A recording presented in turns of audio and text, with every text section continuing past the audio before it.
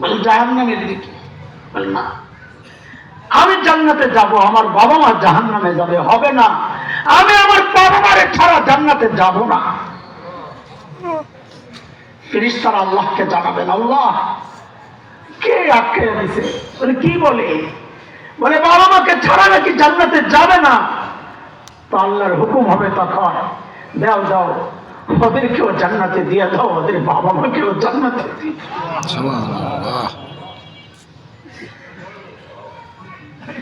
কি করতেছে? আরে কি করতেছে? হ্যাঁ, কি করতেছে?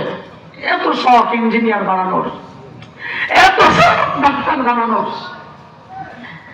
না, রাত্রির হামহুমা পড়নেওয়ালা বানানো দরকার। সন্তানের কাছে কিচ্ছু আশা করেন না, শুধু এইটুকু আশা করেন। আমি বলি মাঝে মধ্যে দোয়ার মধ্যে, আল্লাহ সন্তানের কাছে কিচ্ছু চাই না, ওরা আমাদের হোক বা না হোক তাদের কিচ্ছু যায় আসে না। ও আল্লাহ, শুধু এইটুকু চাওয়া, ওরা যেন তোমার হয়ে যায়, বাস, আর কিচ্ছু চাই না। কারণ আমার বিশ্বাস আছে ওরা যদি আল্লাহর হয়ে যায় তা আমারও তো ফলাইব না। কিন্তু আমরা সন্তানকে নিজের বানাইতে চাই, তো নিজেরও হয় না, আল্লাহরও হয় না। গোড়ায় গলত।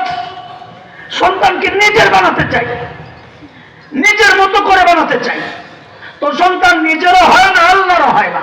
না, সন্তানকে আল্লাহর বানান, তো সন্তান আল্লাহরও হবে, নিজেরও হবে। নেককার সন্তান কখনো বাবা মাকে ছাড়তে পারে না। নেককার সন্তান কখনো বাবা মাকে ছাড়তে পারে না। মাঝে মধ্যে একটু দিনের বুঝ আছে বইলাই মাঝে মধ্যে কারো বাবা মার খেদমতের কথা শুনলে, যে আমি বাবা মার জন্য এটা করছি ওইটা করছি, শুনলে কলিজা মোচড় দেয়। হারে, থাকতে এত বুঝি নাই, সত্যি কথা, থাকতে বুঝি নাই, এখন তো চাইলেও কিছু করতে পারতেছি না, চলে তো। ও আল্লাহর বান্দা, যাদের বাবা মা আছে থাকতে নিজের জান্নাত বানাও, চলে গেলে আফসোস করবা। ও আল্লাহর বান্দা, যাদের সন্তান আছে এখনো সুযোগ যদি থাকে সন্তানকে দ্বীনের দিকে আনেন, নিজেও ঠকবেন না, সন্তানও ঠকবে না ইনশাআল্লাহ তাআলা। আমাদের হযরত ইসমাইল কাতারি হাফিজাহুল্লাহ, আপনাদেরকে আমি শুরুতে বলেছি, হযরত চলে আসছেন, নিয়ে আসেন বেলাল ভাই, নিয়ে আসেন, নিয়ে আসেন, হযরতকে নিয়ে আসেন। ভাবছে আমি কথা বলতেছি এই জন্যে যে একটু বসে থাকি গাড়িতে, ফাঁকি দেওয়া আর কি।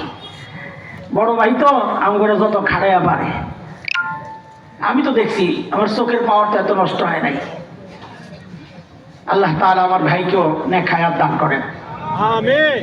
অনেক বড় আলেম, আন্তর্জাতিক হাফেজ, এবং অনেক বড় গোপালগঞ্জের ভবানীপুর মাদ্রাসা এখন জিম্মাদার।